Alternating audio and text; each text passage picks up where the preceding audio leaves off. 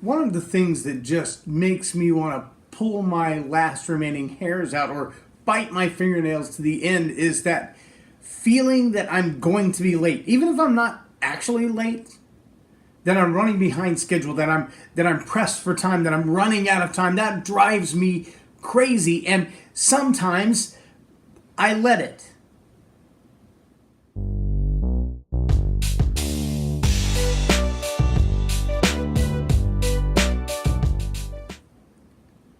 I'm J Loren Norris with Leading Leaders Podcast.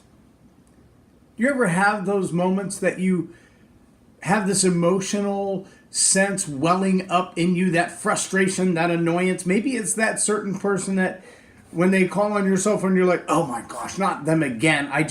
I know what this conversation is going to be like, and you want to slam the phone down or throw it out the window because you don't want to have that conversation. Or maybe it's that idea that, hey, we're going to go see a movie and have dinner tonight. That's going to be so cool. I'm so looking forward to that. I'm so excited about this. This is going to be so much fun. It's our first date or our 27,000th date, and I'm just looking forward to it. And then something derails that activity and it doesn't happen. And so you have all these emotions that are attached to these thoughts or these events, and you have an anticipation, good or bad. Once that emotion is assigned to that event, once you've decided that being late is a bad thing, all my emotions are going to be negative, all my stress is going to be high, I'm going to be frustrated and annoyed the whole time. And then even if you show up 15 minutes early, your emotions are all out of whack because you've been thinking this whole time, I'm going to be late, I'm going to be late, I'm going to be late, I feel like I'm going to be late, I feel horrible because I don't like being late. And when you show up even on time or early, it's really hard to dispel those emotions. Or when you have that anticipation that this relationship is going to be awesome and we're going to have our first date together and we're going to go out to a nice place for dinner, we're going to go see a movie, and then you finish the movie and you're like, that movie sucked. That was horrible. How do you change those emotions? Here's a better question. What do you do about those emotions you've already assigned to an event or a relationship or a person? I hate doing homework. Might be an emotion.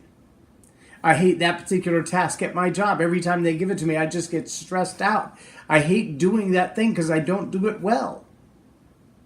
Well, what do you think happens when your mind goes into that process? I hate doing this task, like stuffing envelopes, because I don't do it well. It takes me too long to get it done. And so I feel horrible about having to do the task, which means I do it with less energy, with less effort, with less focus, with less concentration because I hate it, because I don't want to have to do it. And then what do you think is the predictable outcome of the results of that task? If you're told to stuff envelopes and you immediately feel negative, like a failure, like you hate it, like you don't want to do the task, you're not going to do it well. And in the end, your emotions about having to do the task are going to reflect in the quality of the work that you've done. Yep, you're going to look back and think, I wish I'd done a better job at that, but it wasn't really possible because you felt so negative and hateful about the job task, about the assignment, that you couldn't put any good energy into it. You didn't want to do it. We've raised 4 children to adulthood now. And I can tell you the number of times over the course of their lives that I would ask one of them to do something.